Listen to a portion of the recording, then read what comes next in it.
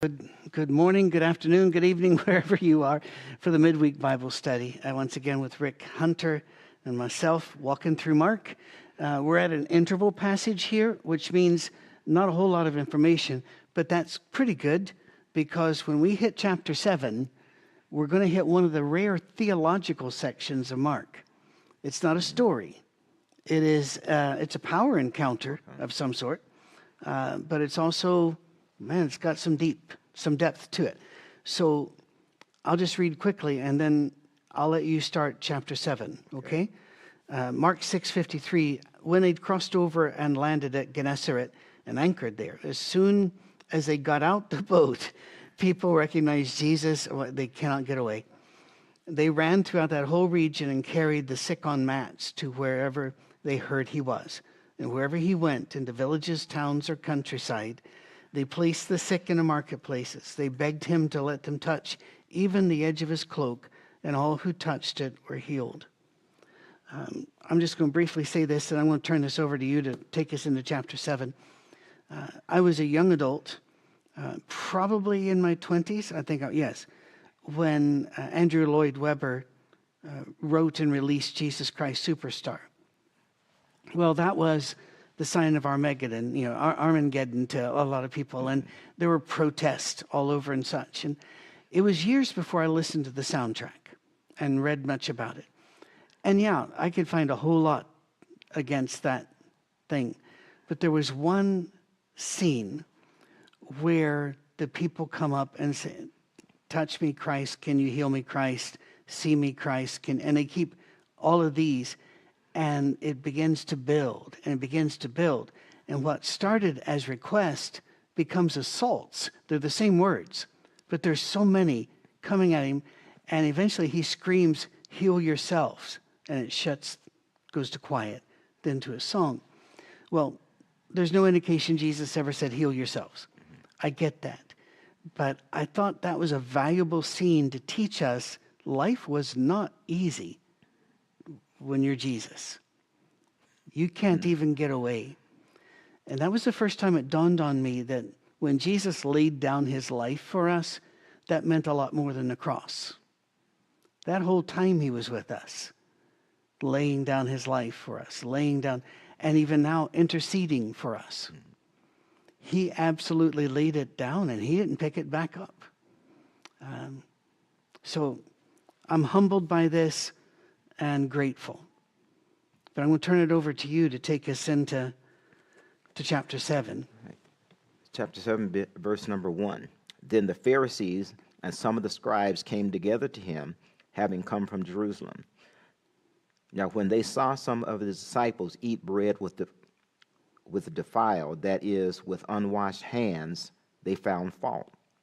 For the Pharisees and all the Jews do not eat unless they wash their hands in a special way, holding the tradition of the elders. When they come from the marketplace, they do not eat unless they wash. And there are many other things which they have received and hold, like the washing of cups, pitchers, copper vases, and couches. Then the Pharisees and scribes asked him, why do your disciples not walk according to the tradition of the elders, but eat bread with unwashed hands? He answered and said to them, well did Isaiah prophesy of you, hypocrites, as it is written, the people honors me with their lips, but their heart is far from me, and in vain they worship me, teaching as doctrines the commandments of men. You want to stop there and dig in a little bit, or keep? Yeah, I think that's good. I think we can start right there. Go for it. Okay. I'm going to let you lead. Okay. This is, I think a lot of what we can gain here will help us to see what's literally happening around us in Christendom. And by Christendom, I'm talking about the whole movement of Christianity and the different churches around it. Some are there and they're strictly on their way with Jesus and trying to move to Jesus, and they're not really concerned about anybody else around them, what they're saying or doing. And then some of them are more orthodox in the way that they approach. And when you kind of roll through or roll by an Orthodox environment, you will know it if you're not used to it, because it'll the architecture will change a lot. What you will see, people, you may see more robed people, you may see more headdress type things, and then you will find an extreme forms of self-sacrifice or self-giving up with it, and then a very limited use of anything outside of Old Testament, or I should say First Testament scriptures. You find a lot. And so you kind of roll into that. And in this here, instantly, the Pharisees, which was one of the reigning, if not the reigning faction among the Jews, they had a problem. Okay, Jesus, your disciples are not doing what we're doing. They're wrong. We're right. Fix it, or do what we do. That's what they're getting. And then also they were taking things that are spiritual and making them physical rituals as a sign that I've completed this spiritual thing. One of them here was washing hands that he mentions. They had a tradition before they eat or before they do any kind of spiritual service that they would first hold their hands a certain way down, and another one would pour water over them in a certain kind of way, and they would wash and let the water drip off a certain kind of way, and then they hold their hands up with the fingers and they wash a certain kind of way and repeat certain kind of vows, and then they could eat in a way that they felt was right with God, in harmony with God, with his teaching and showing proper respect to God. And then you had to do this in order to be in relationship with God. Yes. Of course, and then the disciples roll up. To use our euphemism today, the disciples roll up. I love the picture. And they're grabbing for the bread, and they're grabbing for the shepherd pie that you had to go. They're grabbing for whatever is around them and say, okay, let's say a prayer, let's eat, let's go, let's get this thing going on. And they're saying, how do you show your respect and love for God? By doing that. This is how you do it. And and the disciples, interestingly enough and important enough, they're not willing to roll over. They're not going to say, okay, we're going to do this. To give you in certain faith traditions and ours, if somebody was of another faith tradition and they wanted to be a member of the Church of God, well, you got to be baptized. Were you baptized? Yeah, okay, you got to be baptized again. And now, two things about baptism. Not just the baptism, but then there's another part of it is you have to believe a certain thing that baptism does in this water. So there's two parts of this that normally we talk about in one umbrella, which you shouldn't do, because one of baptism act and then what needs to happen, and just as you have mentioned in some of your studies that you may want to go into a minute, that we have numerous books in this tradition that says, okay, this is the pattern that you got to follow, and yet when you read through them, there's not there. Yeah. If you have the power to make it a pattern, then you've made it one. But as far as it being there, no, it's not there. And so the disciples were then saying, or the Pharisees were saying, you can't be right with God if you're doing it. When we start attacking different churches because they're not practicing a certain part of worship or a certain way of worshiping like we do, we go against what God is doing in this world, because the saving power is from God. It's not through a ritual or a physical practice, isn't it? But we've made it that so that I can control, you can control, somebody can control who's in and who's out. Right. Okay, that differentiate ourselves. Yeah, yes. And that hurts. That hurts people being able to be on their journey with God in their life. Oh, yeah. They get in a journey trying to please this religious affiliation, this thing, only to come to grips down the road that I'm not any better off in my relationship or understanding. I may be some better because Christ can heal all things, forgiving. but I don't go anywhere down the road because I got tied up in this hand washing thing, and it's not doing God. God is not blessing me because I wash my hands. And so I had to get out of that to realize that, you know what, I can be appreciative for the food I have, and God blesses me, and I can go help some, that kind of stuff. Okay. Well, you may be listening to a podcast and in your car, and there are kids in the car now looking at each other, wondering about the need to wash hands. So let me just go there. It is not that Jesus is not saying we shouldn't wash our hands before we eat. Jesus isn't saying that there's no use for washing hands before you eat. What Jesus is saying is, and that would be a non-living, it's not a bacteria, not a virus. It might be lead. It might be traces of mercury. They didn't know what all that was. And Jews were very clean people. But what happened over time was you had to do it a certain way. I bring up the way we teach our children to pray. Often we make them grab their hands or fold their hands and bow their head. Is there anything wrong with that? Absolutely not. But after a while, you find even adults who struggle with praying aloud with their head up and looking to the heavens or the light, because we have made praying a certain way the sign of righteousness. The same with eating. We have certain rules about saying prayers. And again, all that's good. It's when you make it a test of righteousness that it isn't. I had a friend who wanted me to come to their church because I was doing it all wrong.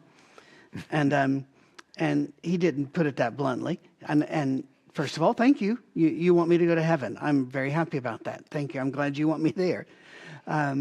But I said, well, do you believe that I'm a Christian? And he goes, well, yeah, I believe you're saved. And I said, well, what about, and I named other groups, do you think they're saved? He goes, yeah. I said, but if I have to want to be a member of your church, I've got to do these things. He said, yes. I said, then why is it harder to get into your church than it is to get into heaven? And what are our church services but a series of rituals that if we don't watch out, we can make them, if you don't do it this way, you're wrong. And our safe harbor goes way out of its way to say, this is the way we're doing it, but that's not the only way to do it.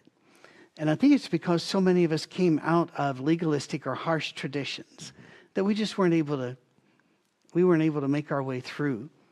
But always remember where this is. In Mark, this is important enough. It's mentioned in 2 other Gospels as well.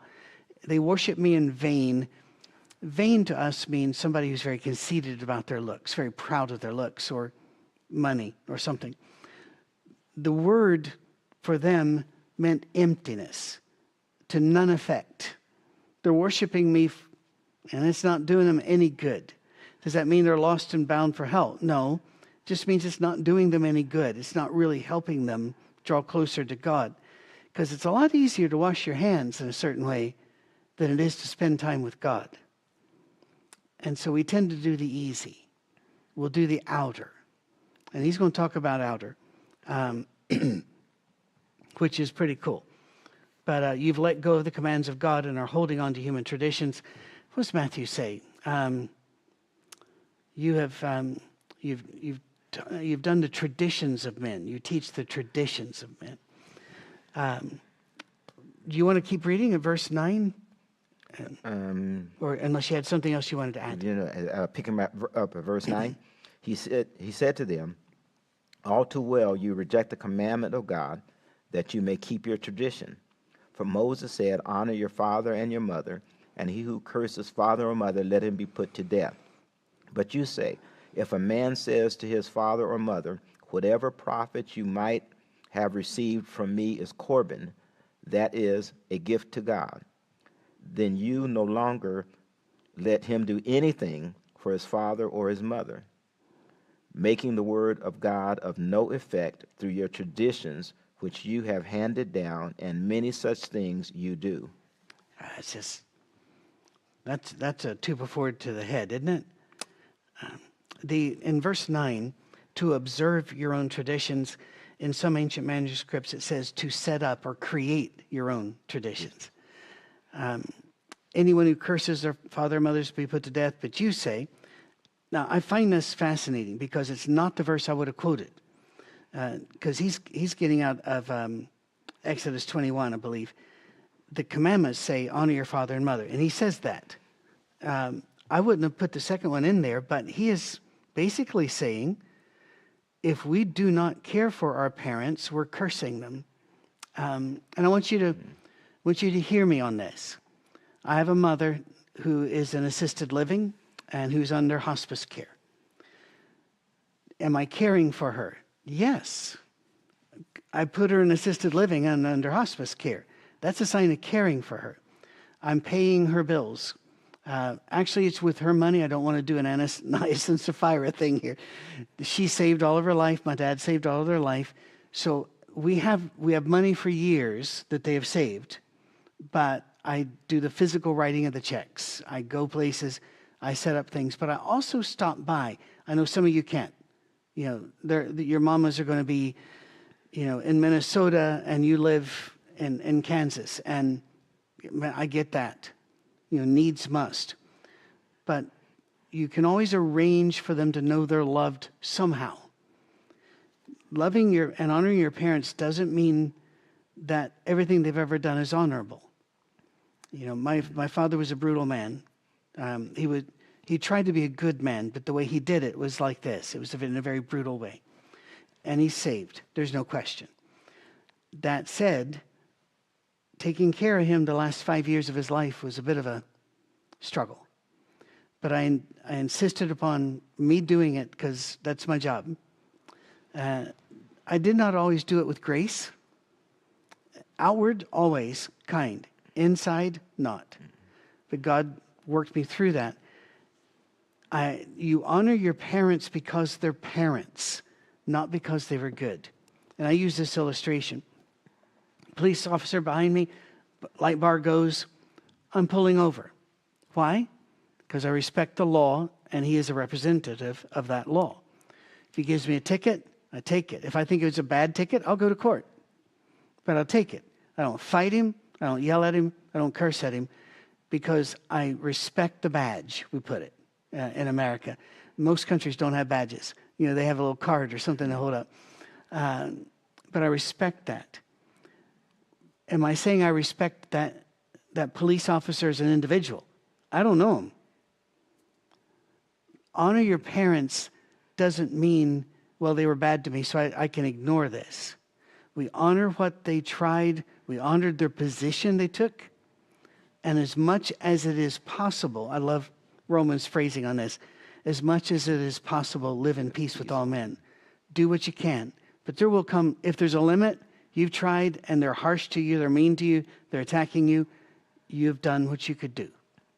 You know, it's time to do, as they said 2 weeks ago, walk away, shake the dust off your feet, but still be available if you can be. So don't hang this about your neck like a heavy yoke, but he's telling them, you have made a tradition to get away from your obligation. Now, verse 11, you know, it is Corban, and they always define that as devoted to God. And I'm glad they do, because it's kind of like in the Bible, raising your Ebenezer. If you don't know what that is, you're gonna think of Scrooge every time. My mom's in assisted living, like I said. I could easily say, Mom, I got welcome home tours to do. I'm working for our safe harbor. That's like 6 jobs, and half your church is around the world. So half your church is always awake. I just don't have time. No. That time has to be built in. I have to take care of it. She's a woman of God, has lived her life, a faithful life, sweet, loving, kind. I wish I was more like her. And now that it's difficult for her, I need to make sure that I'm there for her. But I cannot get away by saying, I'm doing the Lord's work. And that's the thing. That's what he's talking about. He says you can't do the Lord's work by ignoring the Lord's commands. So I think about this a lot. You nullify the word of God by your tradition. You find a tradition that you say makes you holy and marks you as holy when it actually gets you off and away from your obligation. Mm-hmm. Yeah. This, The aspect of Corbin is to add what you said is interesting in this text, because part of what was going on is when they took their resource of whatever that was and dedicated it to God, which is what it means. It means it no longer had to be used for honoring their parents, taking care of their parents. And so, okay, so you already know where this is going. All of you who are listening to me, you know exactly where this is going. And so they're saying, okay, if I dedicate this as Corbin, that means that it does not have to go to my parents. So I'm not taking care of them, or not to the extent I would. And then when my parents die, then I will take this back. You know, and it was, okay, so we're starting to see now this thing coming up of this responsibility, as you mentioned, of not God. Part of Jesus was like, make sure you take care of other people. Make sure you take care of others. And always in the Catholic tradition, they call it God's preferential option for the poor. You know, I like that phrase. Yeah, God's preferential option for a poor, when it deals with that. And then our tradition, we understand it. You know, you always take care of widows and children. Well, we also know that anybody elder would fall into it. Those are, I don't want to use the word weaker categories, because that it's gets shorthand. blown up. The widows and children, just shorthand for anybody in need. And so that was important, because they were trying to get out of something that the Lord was calling them to do. You make sure you take care of your parents. Now, in certain cultures around the world, as parents get older, another room gets built on, or something, a room at, at the house, and they don't go. I mean, because that's their culture. They don't have places to go, or they build them in. They stay part. Everyone has a different one, but you respect them in every way that you do, and that's important, because out of that we learn how to take care of others. We see others, there's a need there. Maybe we need to think, okay, when our government does this, what do I still need to do, or how do I see this? How do I see this in my neighbor? Can I help? Can I do something with that grass instead of just talking about it for him? Or whatever it is the compassion of God is always for others. That's how God is lifted up, because at some point in time, as we start giving of ourselves, invariably, God comes up in that conversation somehow, and it's normally not from the person that's doing the giving. It's from the one that's doing the receiving. And that's a whole part of this equation here. Unfortunately, the traditions were taking over from the power of God, or the wholeness of God, or the minimalist of God, of making sure that we take care of others. Which is hurtful, and we see that now with laws that are being passed. We're about ready to throw elders off the boat altogether. I don't know exactly what they think is going to happen, with the country, with this, but that whole movement. So we got to think about this not just as a Jesus thing, but as Jesus is movement through life, with us. Right. And here's an example. Check the time. We got time. Again, Jesus called the crowd to him, and isn't that interesting? He's been trying to get away from him. Mm-hmm. He's going, all right, come here, because he knows what they're being taught. He says, listen to me, everyone, and understand this. By the way, does he have your attention? He's got my attention. If Jesus says, all right, listen up, okay? Nothing outside a person can defile them by going into them. Rather, it is what comes out of a person that defiles them. Well, here he's speaking spiritually, but let's think about this.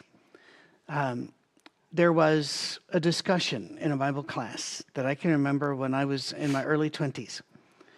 And they had talked about how in some cultures, wine is a table drink. And even for children, it's a little watered down, like in France. But the rates of alcoholism are very low because it's not a forbidden thing. It's done in this. Well, our church is completely against that. And the person telling us the story said, if you go to one of our churches, but it's in France, you'll find that it's in the communion cup they give you. And one of the preachers there said, if I put that to my lips, put it in my mouth and realized it was wine, I would spit it out and walk out. That little bit of wine's not going to defile you, but that attitude did. The little bit of wine does not make you unholy before the Lord, but the attitude you're carrying around, that you will not fellowship these people, you're better than those people, that will defile you. And I wrestled over this because we were taught, we had this whole list of things you couldn't eat or drink. And now Jesus is, I guess he's getting us ready for Acts and Cornelius, because he's saying, this is good. Now, he's not saying, don't try to make this science. He's not saying, if you ingest a bug, you don't get sick. No. He's moved this to the spiritual. What attitudes have we swallowed and allowed to grow in us? We have to be taught how to be racist. We're not naturally racist. We have to be taught we don't have to be taught to be selfish. A kid will grab and yell, mine.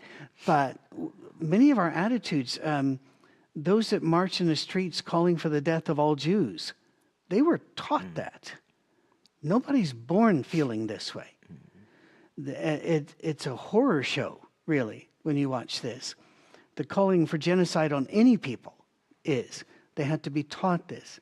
So he's letting them know, listen, it's not how you eat and drink. It's not that. Watch your attitudes. And this verse has convicted me more than one time.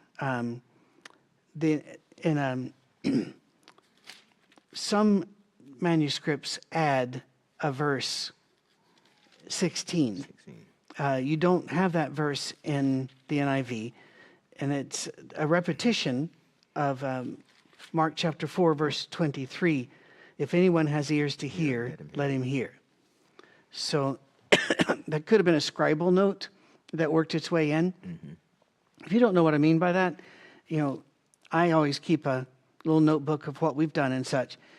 Let's say that these were words, and the person writing the words writes over here in a little note like behold, or lo, or better pay attention to this. Sometimes those got incorporated into the text. Now, they never changed the root meaning of the text. None of these are an issue of theology. We don't worry about that. But that's why some verses are in and some verses are out. Okay. He is still, by the way, angry in verse 17 after this. But I don't want to walk away from 14 and 15 and 16 until you're ready to. Did you have anything there? Okay. Or do you want to start at verse 17? I think we can. Okay. When he had entered the house, away from the crowd, his disciples asked him concerning the parables. So he said to them, are you thus without understanding also? Do you not perceive that whatever enters a man from outside cannot defile him, because it does not enter his heart, but his stomach, and is eliminated, thus purifying all foods? And he says, what comes out of a man, that defiles a man. For from within, out of the heart of the men proceed evil thoughts, adulteries, fornications, murders, theft, covetousness, wickedness, deceit, lewdness, an evil eye, blasphemy, pride, foolishness. All these evil things come from within and defile a man. Well, amazing stuff here at every level. By the way, in NIV verse 19, he says, are you so dull? Yeah, it is. Again, Jesus is being very, very plain here. It's not the food. The food goes to the stomach, then it goes out of the body. It is the attitudes that you're bringing in. And then he gives a very, fairly comprehensive list. I do want to stress a couple things in the list. In our contemporary legal terminology, fornication is sex between two people who are not married. Adultery is sex between two people who are married, but not to each other. That's very simplistic, but that's, in the Bible, one word covers all of that, and that's fornication. Porneia, And the NIV likes to put it down as sexual immorality. So any form of sexual immorality. Adultery almost always included sexual immorality, but adultery was the breaking of covenant. You're married to this person, you're having sex with that person, you've broken a covenant. So it is a different thing. You can commit adultery without committing sexual sin. You can, beat your wife, you can desert your family, all of those are adulterous. So two different things there. And you had evil eye, I believe, and the NIV calls it arrogance, which I think immediately the list of things God hates. He starts with a haughty look. Because you think about it, before I can mistreat anybody, I've got to lower their value to where they're not important. That's I'm going to let you talk because we got about another 3 or 4 minutes, and I've been talking too much. Okay. The contradiction between what goes in and what comes out, is really significantly important. They when you come out of the Jewish tradition, they had certain dietary and eating things a lot that not only were for the cleanliness of the nation, but some of them leaned toward their spiritual kind of life, and so you can kind of see not some of the pushback when Judaism opened up to Christianity, because they started with, we don't have to do this anymore, and they had done it all their life, and we can understand that. Sure. As you get older, nobody's trying to change all those kinds of things, and a new era was coming in. But thank God the people that said, okay, well, I just can't get on the boat, God didn't write them off. It wasn't okay. Right. You don't stop. Just that. He didn't write them off. He was saying, this is where this is going.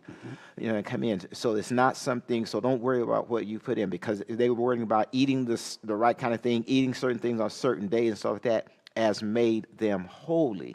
Now think of the church that says, okay, if you don't have a specific name on your church that you go to, you are not holy. Or if you have certain things in your name that are not supposed to be there, then you are not holy.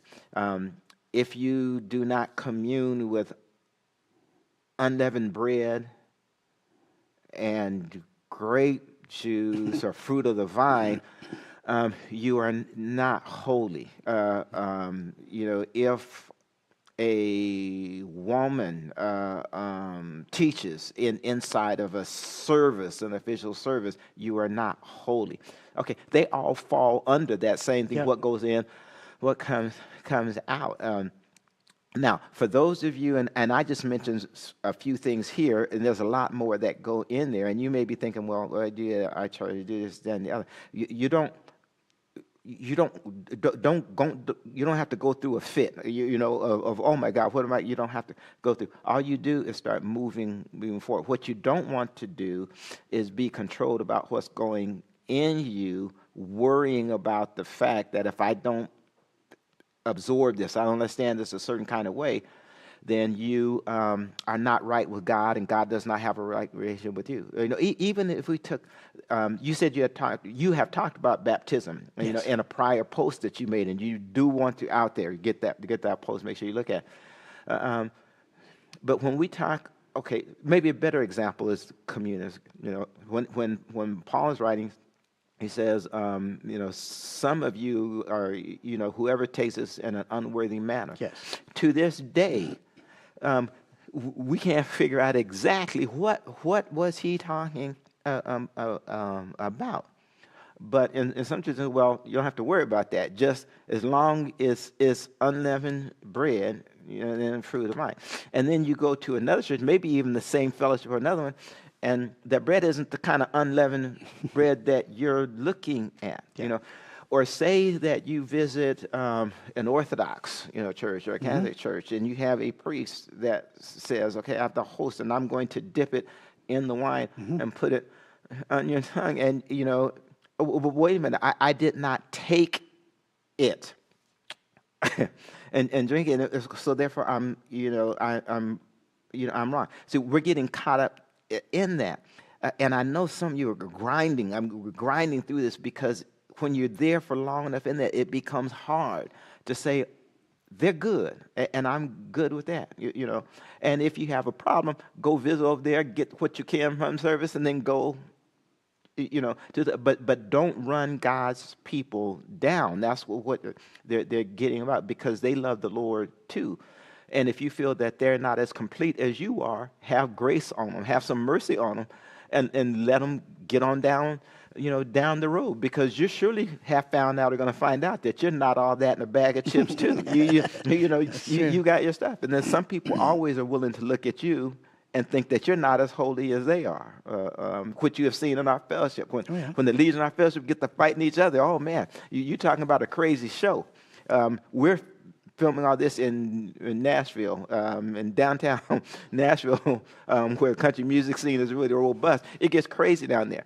Some of the stuff we do in the church downtown has no backseat to that stuff that we do to each other, and it all minimizes our walk with God and our faith. And I'm doing this, to honor God, and that's good. There's certain things we got to work on and keep straight. But the other part, is don't start making applications that are not consistent with the teaching and the truth of the text to show that you're different, because we start saying who's out. And that is solely God. It is never us. And that's good. That's true. And our time has expired. I would just say thank you again for doing this with us. Be aware that this lesson continues and you need to work on it. I've seen people fight over, do we pray before we break the bread, or do we break the bread and pray? Fight over one cup or many. Instead of talking about, let's remember Jesus. And that's the thing. We fight over these little things, and they defile us. Our attitudes need to be cleaner. We need to wash our attitudes. So we'll go do that. And we hope and pray that you've enjoyed being with us. We hope you're having a safe holiday period as we go through the end of November and into December. Remember, our safe harbor is here for you. We thank you for all of those of you who give to us and allow us to keep doing this. God bless you and keep you. May he make his face to shine upon you and give you peace.